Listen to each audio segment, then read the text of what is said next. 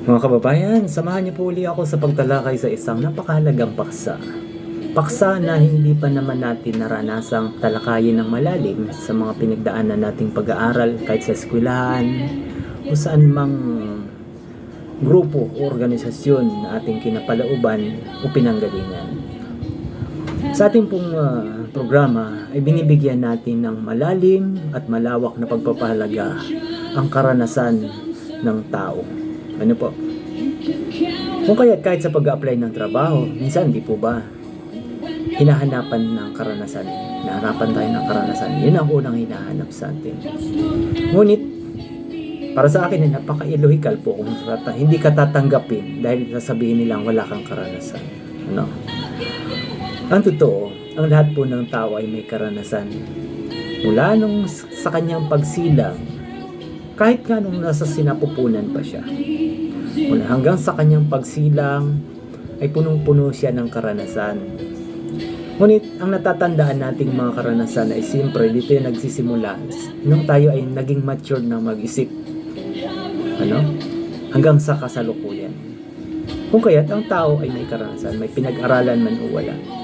Punong-puno ng karanasan ang sangkatauhan, maging ang ating daigdig. Ano po? Kung kaya't, ibabahagi ko po sa inyo paano natin tinitingnan at pinapahalagahan ang karanasan ng sangkatauhan o ng isang individual. Kung kaya't, ilalahad ko po sa inyo ang ating doctrine of conservation of human experience. Ang core ng ating pong narrative tungkol dito sa doktrinang ito ay simple, ngunit malalim. Walang tapon sa karanasan ng tao. Ang dogma, ang ating mga natutuhang kaisipan, hanggang sa ating mga pinag-aralan, ang pagkakamali, ang pagkabigla, at ang paglaya. Lahat ng iyan ay mga anyo ng enerhiya na kailangang i-conserve upang makabuo ng isang matatag na pagpapasya o kalkulasyon sa inaharap ng isang advanced at modernong pag-iisip ng isang Pilipino o individual. Hatiin po natin ang naratibo sa tatlong kalkuladong bahagi o haligi. Ang haligi, ang karanasan, ay enerhiya. Human experience is a matter or energy, no? Sa kalikasan, walang bagay na naglalaho, no? Walang bagay na naglalaho ng walang bakas. Nagbabago lang ito ng estado o ng kalagayan. Ang panahon na ikaw ay naging debuto, ang mga taon na nagpuyat ka sa Bible study at anumang mga aklat na pinag-aralan ninyo na pinapalaganap sa sangkatauhan. Ang panahon na ikaw ay naging debuto, nag-aral. Ang mga luha, ang dopamine high na naranasan mo sa loob ng mga dogma, mga katuruan, hindi yan sayang umaling panahon. Ang anyo, yan ay purong raw materials. Kung hindi mo pinagdaanan ng higpit at takot sa dogma, mga katuruang pinagdaanan, hindi magiging ganito katindi ang uhaw mo sa tunay na kalayaan at lohika. Paghahanap ng tamang rason sa bawat obserbasyon na nakikita natin. Ang nakaraan mo sa dogma ay nagbigay sa iyo ng bokabularyo at kakayahan na umunawa ang mental na bilangguan ng iba. No? Ang ikalawang haligi, ang proseso at pag-archive, hindi pagsunog. Kapag ang isang tao ay lumaya na sa dogma o sa kanyang lumang kaisipan na kanyang tinatakasan, ang karaniwang mali niyang ginagawa ay ang magalit sa kanilang nakaraan o subukang burahin ito. Sa ilalim ng doktrinang ito, ipinapaliwanag natin na ang galit ay panibagong emosyonal na kadena lamang. Ang tamang proseso ay conservation through archiving. Gagamitin natin ang iyong nakaraan bilang isang case study o ebidensya. Iko-conserve natin ang disiplina mo sa pagbabasa, ang kakayahan mong mag-analisa ng teksto, ang mga hilig mo sa malalalim na diskurso, ngunit tatanggalan natin ito ng lason ng takot. Ang lumang karanasan ay babaguhin natin sa anyo upang maging forensic tool sa pagtulong sa iba. Ang ikatlong haligi, ang pundasyon ng modernong arkitektong kaisipan. The alchemical transformation. Ang isang mahusay na investigador o tagapagsuri o opisyal ay nagiging epektibo dahil alam niya ang pasikot-sikot ng utak ng kanyang iniimbestigahan o kalagayan, sinusuri o sistema.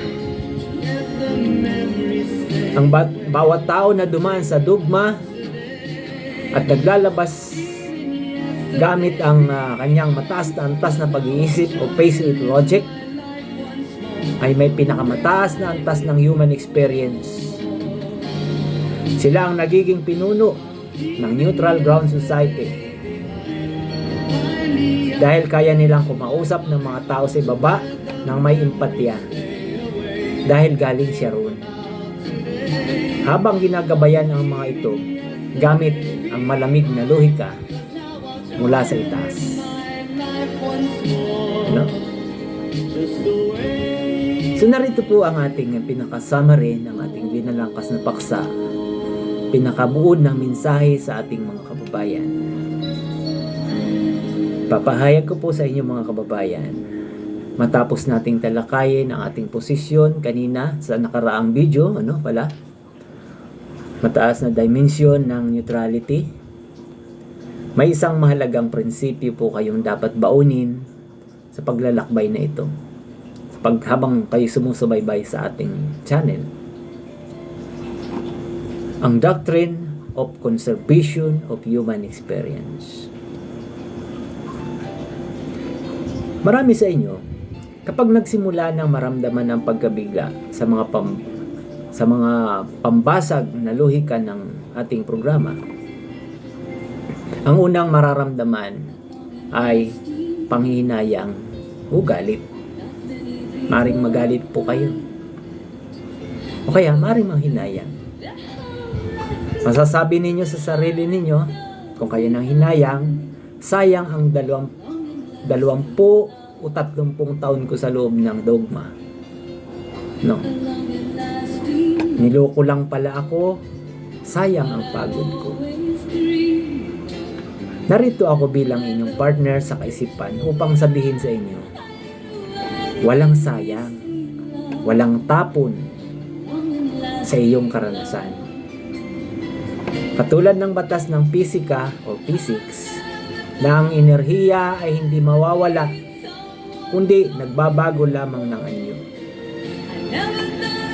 Ang mga taon na iniwan ninyo sa dogma ay hindi iyon natapon. Yan ang nagturo sa inyo ng disiplina, yan ang nagpatalas sa inyong pandinig sa kasulatan, at iyan ang nagbigay sa inyo ng sapat na lakas upang hanapin ang katotohanan ngayon. Hindi natin susunugin ang inyong nakaraan. Ko-conserve natin ito. I-archive natin ito sa inyong utak bilang ebidensya at armas. Gagamitin natin ang passion na mayroon kayong noon upang maging gasolina ng inyong pagiging advanced at modernong Pilipinong nag-iisip. Ngayon, ang bawat luha, ang bawat Bible study at pagbabasa ng mga libro na ipinalaganap sa sangkatauhan At ang bawat takot na dinaanan ninyo ay gagamitin nating tuntungan upang itayo ang isang matatag, kalkulado at malayang bukas. Sa programang ito, ligtas ang inyong nakaraan at handa na ang inyong hinaharap. Pagpatuloy tayo sa pag-angat at pag-angkat ng mas advanced na kaisipan, modernong pag-iisip at paninindigan ng isang Pilipino. Maraming salamat at abangan niyo pa po ang mga mahalagang paksa na isusunod natin na tatalakayin sa programang ito. The power of the brain be with you always.